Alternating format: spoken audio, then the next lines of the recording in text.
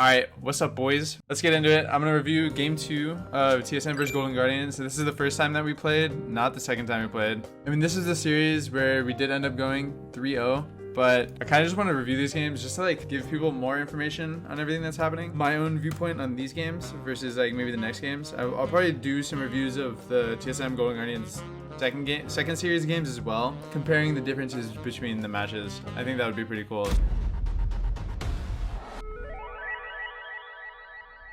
Either way, starting off, this is game 2. Game 1, we also played the Ziggs. My entire thought process behind picking Ziggs in this series, I don't know, just like what I thought. I thought Ziggs is like really good at everything that TSM was planning on doing and what everyone was doing on this patch. Since this match was played 3 days after the patch was released, no one really knew what was going on. Like literally so much changed, and then no one knew what the best stuff was. Like Caitlyn started getting first picked, and then a lot of range supports started getting played, and mid lane was turning into a lot of mages as well. So I kind of thought in my head, if all of those criterias are getting hit and the Ziggs also got a buff. The buff is not exactly why I picked it. I don't think the buff put him over the edge or anything, but the buff just was like quality of life. I just thought I would be able to outrange all the enemy champions. I thought they wouldn't be able to do much to me since Ziggs is really easy to just like wave clear with. It's something not like a no skill champion by any means, but it's like a champion that it's hard to get punished as. Yeah, that was my idea about the Ziggs pick. I think it paid off really well. There were a couple fights where literally Doublelift just didn't do anything the whole fight because I threw like 1 spell at him, like 2 spells. I mean, I can just describe a lot of the stuff that I'm doing in the game. You'll see here, level 1, I put a ward right where Brixton is standing there. And the reason for this ward is because my jungler is starting in the red buff. Generally, I want to ward the opposite side of where the side where my jungler is pathing to, which in this case, he's pathing bot side. So I want to put my ward there, assuming I won't get push on the first 2 waves. A lot of the pro mid laners they will ward on the first wave if they're not sure if they're going to get push, or they won't ward at all, and then they'll ward after the second or third wave when they know that they have push on the early levels. So in this case, me and Bjergsen both warded bottom side level 1. I don't know why he warded the bottom side, since I think Lee Sin, he's doing Wraith, so maybe he's reverse clearing, he's going to end up back on bot side, or they're just looking for like invade or something like that. But we're here. Closer calls, he wants to go for dragon. We have pushing lanes in mid and bot. Pretty sure we get this one for free just off of our pryos, which will happen a lot in LCS matches. Now we're 3 minutes to dragon. The next big objective that spawns is Rift Herald at 8 minutes. Rift Herald is really important to get with Ziggs IMO, because if you get Rift Herald, usually the Rift Herald will knock down the turret to below 25% health, and once that happens, that's when Ziggs W passive, the execute on the towers comes in. We prioritize it pretty heavily. That's why at this moment, I'm telling our team to come around mid. I want to be able to push for free / just be able to do, just like I want to be able to play aggressive, and them being around helps me with that. We catch them in a 2v3. They didn't expect it to have us to have Huhi here. This is just like something that, I don't know, you won't always get punishes on this. Like we weren't looking for a kill here, but it's just like we get a bonus kill basically, just because they messed up. Like we're just calling Huhi so we can get push and then go to Herald, but then Bjergsen face checks the push.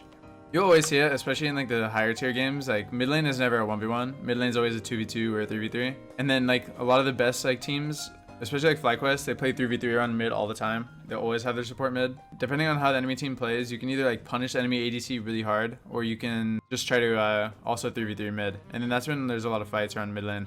My runes this game, I ran Comet with Stopwatch and Biscuits in the second tree. I'm assuming I took Mana Flow, Transcendence, and Gathering Storm in this match. Like really typical runes for a mage.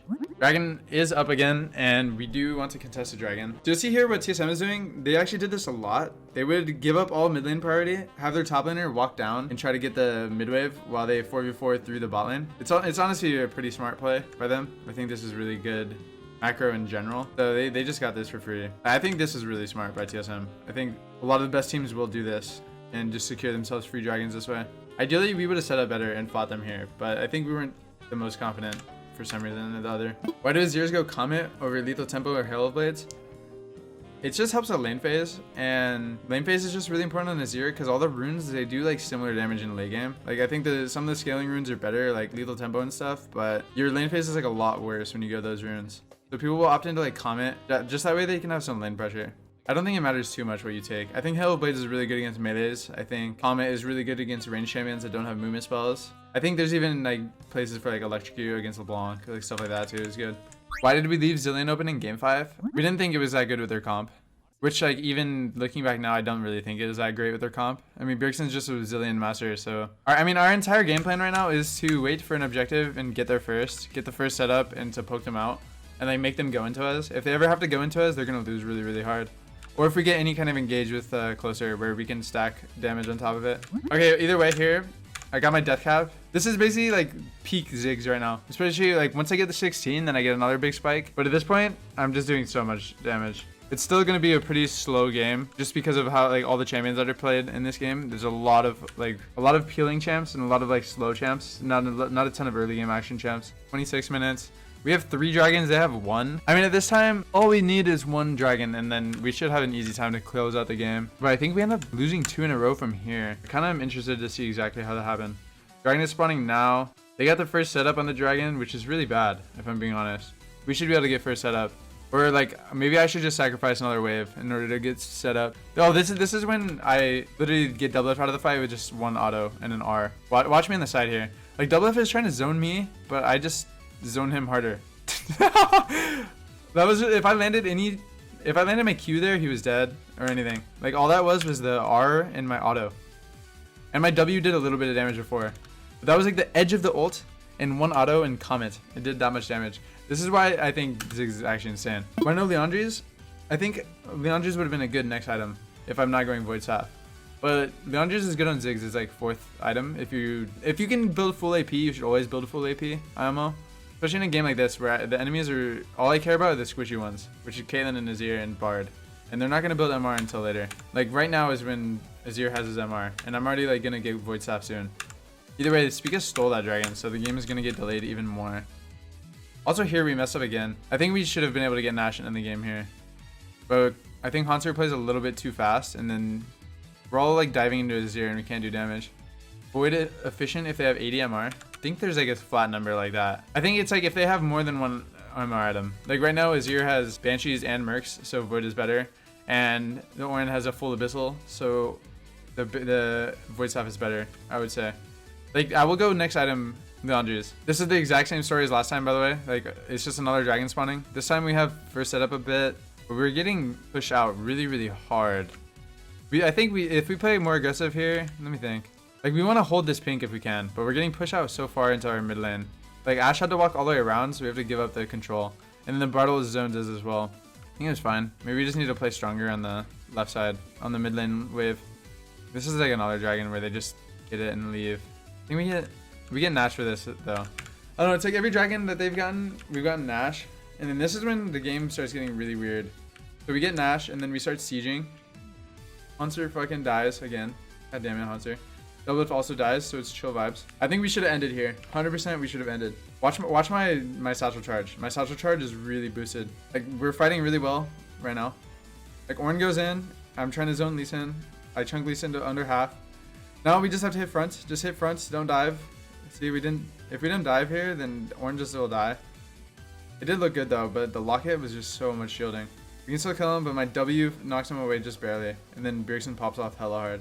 We die, but either way, it was at this moment when I was like, okay, they only have 1 Nexus turret, guys. We don't even need to get this last dragon. Because we've been like fighting at every single dragon the entire game. But I just kind of realized that we definitely did not need to fight anymore. Since like Ziggs passive got buffed, it does a lot more damage to turrets now. And then on top of that, Ziggs satchel charge, the execute is on it. I knew that we could just tank it. We can literally just go and tank this turret. Even if it's at full health, we're still going to get it. So I just told Huhi, you're going to see this replay, but it covers up Huhi. Hui's currently walking through the enemy blue side jungle. And you'll see as soon as we get out of the replay, there's now a ward in their base.